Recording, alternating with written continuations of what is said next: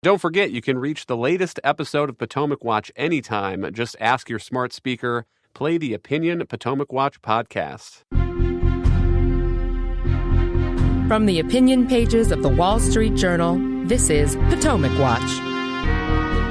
Welcome back. Kim, the other dynamic here that occurs to me is that, as many journalists know, nothing concentrates the mind like a deadline. And the idea that Republicans are going to be able to solve these disagreements in their conference without getting close to that deadline, I think, is belied by history. Remember the arguments about the so-called fiscal cliff in 2012 when some of the Bush tax cuts were set to expire. Barack Obama ended up signing that bill on January 2nd, 2013, after the U.S. had technically gone over the fiscal cliff by a day, because that was the pressure that was required in order to get to the agreement needed to pass the bill. And so I'm skeptical that these arguments within the GOP about the SALT deduction and so forth, that they're going to be solved before the only alternative looks like it is doing nothing. Yeah, how confident am I that that is indeed what's going to happen, that I agree with you? So much so that somebody asked me about my New Year's plans for next year. And I was like, I will be doing nothing, because they will be doing this right up to the deadline. December 31st, most likely, is when they will finally have a vote on a tax bill, because that's just how things go in Washington. I mean, look where we are right now with these CR discussions, for instance. And every year when we were doing omnibuses, it was the same thing. Congress can't get anything done in advance. So I totally agree with you. Monet makes excellent points, both of you do, about the depth of the disagreements here. And he touched on something else. It isn't just policy issues, but very broad notions. I mean, this GOP is also split over the degree to which they are willing to put some of a tax bill spending. I mean, they're going to try to get those pay-fors, right? But there's also a disagreement in the party about whether or not it's okay to have some deficit spending in that bill under the belief that tax cuts generate growth in the economy and therefore produce more revenues, what we call this dynamic scoring. But there's going to be a lot of fights, not just on individual provisions, but on the top line numbers. And this is going to take a long time to sort out. And if you ask prior Ways and Means chairmen, I mean, they had to work those bills for a year solid, as Monet noted, hand-holding, sort of saying, come along and what do you need in return? And those sort of things, when you're dealing with more than 200 members, it's just not something. Now, by contrast, this first reconciliation bill, most of the provisions that they are eyeing to put in there on the border and energy and defense are already bills that House Republicans have passed, but that didn't go anywhere in the Senate because Democrats were in charge. They're ideas that Senate Republicans have been working on a long time. They are things that the president was out on the campaign trail hitting on. And I mean, they have pretty much unanimous agreement behind them. And that is what makes them confident that if they went first with those issues, that they could get a bill together in a matter of weeks. And I think that says something about the difference in these two categories of budget reconciliation ideas. All that being said about the disagreements within the Republican conference, Monet, I at least am still optimistic that this tax cliff is going to be addressed in some fashion, simply because the expiration of the 2017 tax reform, those provisions of it, would be so broadly felt. This is a line from the Tax Foundation. It says, from a smaller standard deduction to higher tax rates and narrower tax brackets, we estimate that 62% of filers would experience a tax increase if the Tax Cuts and Jobs Act expires. And just to provide a sense of the way that the 2017 law lowered rates across the board, there's going to be a lot of arguments about the top marginal rate on income, which is currently 37 and would revert to 39.6. But the 2017 law lowered rates for other taxpayers as well. The 32% bracket would go up to 33. The 24% bracket would go up to 28. The 22 would go up to 25. The 12% bracket would go up to 15%. So, Monet, that is one reason, I guess, for optimism that even if it takes a deadline to get there, the next Congress is probably going to be able to come to some agreement about extending those.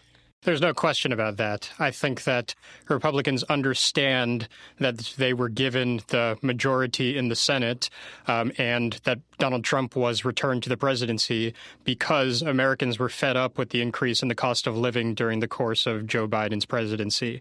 And that increase in taxes that would come if the 2017 law is allowed to expire would be an instant whammy to just about every single American household because those income tax rates were reduced for just about everyone, as you noted. Also, that standard deduction was doubled, which not only decreased people's tax liability, but simplified filing by a lot. There's no way that they could politically survive if they let that bill expire completely and didn't find a way to move forward. I think that one of the complications of reaching a consensus that we haven't mentioned yet is the child tax credit. So that one also is set to fall in half if the 2017 law does expire. And you've seen a lot of Republicans start to murmur about potentially increasing it.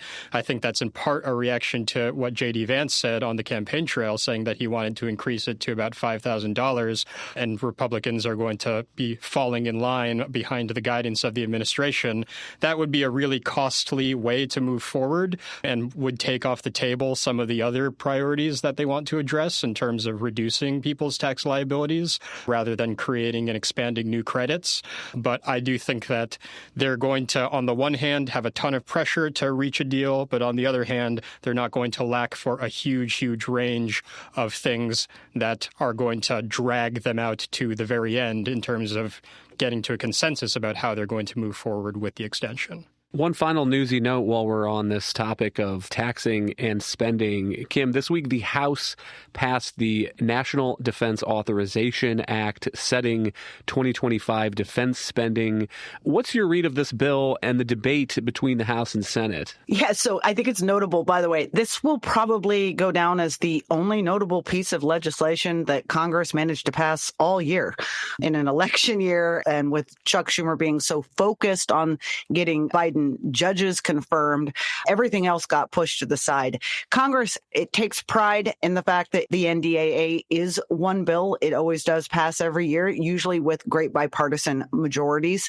It basically sets spending levels and the priorities of the Defense Department and Pentagon for the year going ahead. It's not normally this late in the term that it happens. What they decided to do in the end, there was a bit of a bitter fight, though. The House had passed a bill that stuck very rigidly to those spending caps that had been agreed to back in that debt ceiling debate under Kevin McCarthy. The bill, $884 billion for the Pentagon. The Senate got almost unanimous, very strong support for adding an additional $25 billion in recognition of just how far behind we are falling in our military capacity. And this money was going for very important things. Air, land, missile defense system for the United States, what Donald Trump likes to refer to as an Iron Dome for the United States, a submarine and shipbuilding so that we can try to begin to catch up with China, munitions capacity and stockpiles, since a lot of that has been depleted given what we've given to Ukraine and our military efforts there and in Israel. And in the end, though, the conferees on the bill, Mike Johnson, the speaker, he was very concerned that those House conservative members would be furious if the last thing that got voted on and signed this year was an additional $25 billion in spending, even if it was for very important, vital priorities. And he's still got to get elected by that conference on January 3rd when they come in and they get sworn in. He's going to have a 2-vote majority. He was worried that there would be a rebellion, that they might try to go after him again. So everyone agreed in the end to the lower numbers. But that's what makes that reconciliation process so important, because I believe on the defense piece in that first reconciliation, the idea is to try to put a little bit more of that money in that had been negotiated in the Senate to those vital priorities. Thank you, Kim and Monet. Thank you all for listening. You can email us at pwpodcast@wsj.com. If you like the show, please hit that subscribe button, and we'll be back next week with another edition of Potomac Watch.